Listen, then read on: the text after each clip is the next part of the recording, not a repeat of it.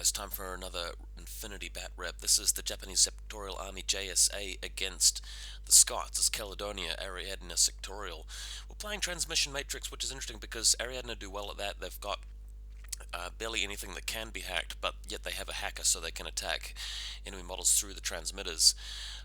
For my side, the Japanese, they don't really have many heavy infantry unless you like running the Damaru and so forth. I do have some robots though. There's a minesweeper, a sensor bot, a flash pulse bot, and a Rui Shui, but I can quite easily keep them free of the transmitters, and of course the smaller bots don't really care if they get immobilized if they're just there for scoring anyway. So here's my deployment. I have picked table side and table edge, and my opponent has picked first turn. So here we go. I've got the link team at the bottom right side of the field. That's all the Kaisotsu plus Yuriko Oda and Kizuragi. Yojimbo in the center, and I've got both of my TO Camo models hidden deployed at the top of the middle building to advance onto the objective. We've decided to play it that the central transmitter objective is on the central building, so it's actually up top. So let's have a look at his side of the table. Unfortunately, my opponent's arm is in the way of the photo, but he does have his link team on the right-hand side and just a few skirmishes spread around the map. So let's just keep moving on. In the center, you can see that green pebble once again is the central objective. You draw a 4-inch radius around it, and he has infiltrated with some camo markers here. Probably Uxie McNeil, probably SAS Trooper, if my last few games against him have been any indication. Again, link team here with the Kaisotsu missile launcher. You can't see it in the distance, but in the first turn my opponent actually sends an impetuous trooper up and gets blasted by that missile launcher. So first kill, and you can also see my HVT hanging out in the street on the right hand flank. Next up, so he's got one of these little impetuous Scott dudes with the chain rifle just moving up here and hanging out. Nothing much becomes of him though, so we'll keep moving on. He can't move around past the building because the link team can actually draw line of sight to that spot, so that's why he can't advance past that. Then again, there's another guy on the other side of the flank who brings a smoke grenade out and successfully lands it. Doesn't die to the sensor bot's combi rifle. So what he does next is he goes into the smoke and then he assaults. So he's got Berserk. He assaults into the sensor bot, which is pretty funny because he gets an ARO from the bot and from Yojimbo, who's behind the bot, because the swordsman here is a higher silhouette, and he also gets shot by the link team, including Yuriko Oda. So what he does is he runs in here, attempts to get the bot with his gun or his sword or his chain rifle or whatever he decides to do, and loses the face-to-face roll against the bot and gets shot by everybody and dies. So not the best day for this guy. Elsewhere on the map though, we've spent an order on the link team, just reshuffling very carefully. You can see who's there. He's got all the HMGs, he's got at least one guy in range of the transmitter, and he's even got a camo marker on top of the building. So moving past that, it's now my turn. So it's JSA turn 1. Impetuous move on Kizuragi, who's also the lieutenant, so she gets a lieutenant order as well, and just screaming up the field on her super fast motorbike. So we'll go to another image where she moves around. She does pass line of sight of a camo marker next to the car at the top of the photo, but he decides not to reveal, so I just keep on riding past until I get to the point where I'm up against these two guys here. So I think there's some volunteers and a hacker.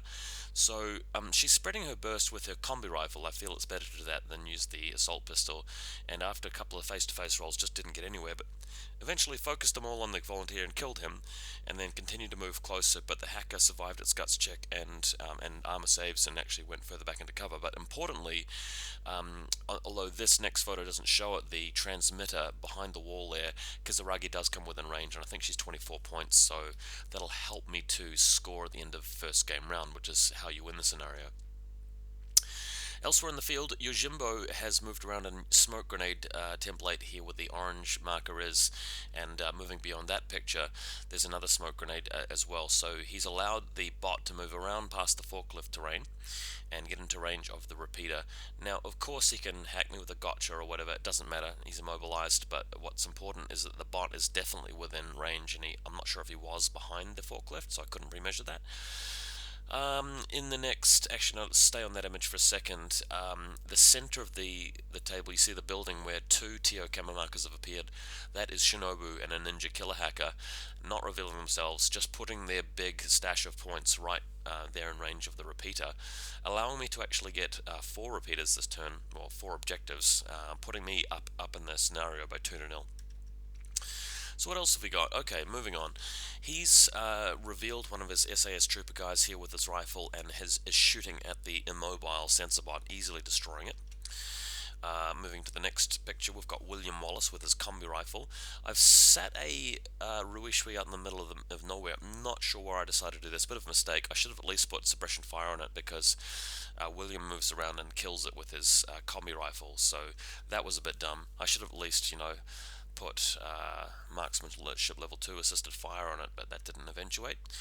So moving back over to Kizaragi, he reveals a model. If you look carefully in this photograph in the top right in the building, there's a model actually on the second floor of it, actually poking away over there. We had to carefully measure it, but the back of the cylindrical silhouette template for Kizaragi can be visible even behind the wall from that point. And Kizaragi is actually facing the wrong way, so she gets shot in the back by that trooper and dies, sadly. Next image. Okay, looking carefully at the building in the center, what's happened is William Wallace has pulled back and come up the stairs a little bit. And the reason for that is we're playing the central objective as a zone of control. It's a silhouette, it's a volume, so even though he's on a lower level, he doesn't have to be within 4 inches of that green marker. He has to be within the 4-inch radius cylinder. So that's how we played it. It allows him to put more points there than I can get with just Shinobu and the ninja, because he's got Uxia and William and some sort of SAS trooper there. So after this, Yojimbo, who is really the only guy that I have to contest the objective in my follow-up turn, moves out and gets shot by the HMG, which is a link team, so it's a 5-man link HMG. Yojimbo is banking on passing the face-to-face roll, or at least negating some of the lower rolls and his no-wound in-cap. So it takes him 2 orders to move around, because the first order he doesn't land the smoke, he beats one of the rolls and then takes a hit, which he passes the armor save for, and the second order that he uses does the same thing but takes a wound, so he does survive, and that allows him to score. In the meantime, Yuriko Oda breaking out of the link and walking all the way around the side of the battlefield. There is, if you look at that car again, there's that camera marker just sticking outside the back rear wheel. You can see it if you look carefully. And Yuriko has to walk past that spot and just to seize whether the SAS reveals himself. I have a sneaking suspicion that he's a guy with a chain rifle, because he's opting not to reveal. So Yuriko Oda just moves past him until you get her all the way around to the objective. So she's just picking up from where Kizaragi left off. But this time I have her facing the right direction, and I've put her into suppression fire mode, so if one of my opponents moves past that little wall fixture, they will get shot. Okay, so another zoom out here. You can see the ninja at the top of the photo in the building has revealed itself to try and discover Uxia. But what that means is that now he can actually be hacked by the enemy hacker, which is kind of annoying. And yeah, not ideal. But I really wanted to try and reveal Uxia, because that meant I could have killed her and then allowed the central scenario to be secured a lot more easily. So that's what was going on there. You might also see at the top right how there's a Kaisatsu model near to the right hand side transmitter. I had to do that because I didn't have anything else within range to contest it. Okay, again, so Yojimbo is hanging out here trying to put down a smoke template, but the SAS guy at the top left moves up to blast him. This is the 3rd turn from the Caledonians. I have managed to get 2 points in the first round and 2 points in the second round because of Yuriko Oda, I believe. Yeah, that's what happens. So I'm currently up 4-0 on scenario. But he does manage to pick up a telemetry data scan, and don't forget the classifieds are worth 2 each, so that brings the score up to 4-2.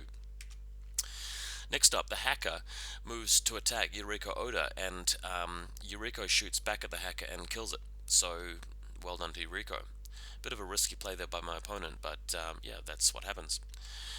Okay, so a more important event, Uxia McNeil reveals herself now that the ninja is out of line of sight and throws a speculative fire grenade at the ninja. Now, this is a face-to-face roll against the ninja and Shinobu, and what happens here is that Uxia hits with a speculative fire. Both the ninja and Shinobu fail to dodge, and they both fail their armor saves. So, not the most lucky not the luckiest situation I've ever been in, but that's life. So Uxia is just going to be able to score from the central objective very, very easily now. So that's going to make things a bit tougher. Another image has our SAS trooper walking past Yuriko, who decides to do nothing except put a mine down. So what he decides to do next is just reveal himself and try and dodge the mine, but not only does he fail the dodge and gets blasted by the mine, but Yuriko wins the face-to-face roll against him anyway and shoots him. So Yuriko is still in command of this objective, and he's lost a guy. So a bit unlucky with what happened in the center with the ninjas, but lucky what's happened here. So that means that I'm going to get one of the transmitters on his side of the table, but he's still got two of them. He's got the center and the one on his side. So at this point it's 3-2. But let's have a look at what happens next. So next image here, Yojimbo's been destroyed. The net rods, which I'm using to proxy as crazy koalas, are inactive. But you can see if you look at this black box building in the center, there's a camera marker just pulling around the side of it to the bottom left of it, and that's going to move into range of the transmitter. So I'm going to be forced to actually get rid of that model to try and win. And another image has William Wallace throwing down a smoke grenade and also moving there in as well. So if we keep moving through the slides, we end up with a situation where William Wallace is prone behind the wreckage of the sensor bot, and there's a camo marker of an SAS within range as well. I've got a doctor behind there, but the doctor is not more points than William and that marker, so I have to get guys over there. Again, he's got the central objective and one on his side. I've got one on his side and one on my side, so it's 2-2, but if he controls this one by the end of the game, it'll be a draw. And my classifieds are sabotage, and I don't really have Eureka on the right side of the table to complete it, and coup de grace. So coup de grace, I have to actually kill a model without taking it away, and then move into base space with it, which could be difficult now. So let's have a look at what happens next. I move the Kaisatsu Link team down from the building. There are 4 of them at this point.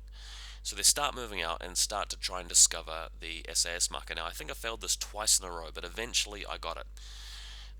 Moving through the photos, I try here with the missile launcher to try and kill him, but that doesn't actually work, and he beats me in the face-to-face roll. So every single order I'm spending, they're moving 4 inches further forward. The link team's changing. I've gone to the combi rifle again and again and again with my 4 shots, continually failing to hit him. Remember, guys, link team of 4. I start up with skill 10, +3 for the range for the combi rifle, -3 for camo. So it's 4 dice on 10s, and every time these guys just couldn't deliver the goods. In fact, he shot back and killed the link leader. That's how unlucky I got. Now the problem is moving past this alleyway, this big section of the map that reads loading bay, the ice storm sort of loading bay section.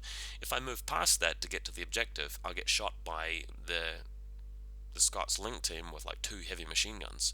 So that's not too good. What ends up happening though is I kill the SAS finally, and then with 2 orders left, decide to go for a mad break for it, where I actually move 3 surviving members of the Link team past. It's the Kempaitai lieutenant, the missile launcher, and the hacker. And what happens is they move out, get shot by like 4 HMG rounds, and then keep moving. And what happens is finally I'm finally getting a little bit of good luck where he misses some shots and I pass the armor saves, and I actually get the Kempaitai and the hacker within range of the objective here, meaning that their combined value of the Kempaitai, doctor, and hacker is more than William. So that allows me to win the game, but it was very close. And again, like many of the games of Infinity I've been playing lately, good luck and bad luck. I was unlucky to lose Shinobu and the ninja, but I was lucky to have Yuriko win her little fight in that corner of the table. Well, I was unlucky to not kill the SAS very easily in my final dash for the objective, but I was lucky to survive the HMG hits. So there you go. Hope you guys enjoyed this game. Bit of a fun one. The Japanese against the Scots, and a win for Yu Ching.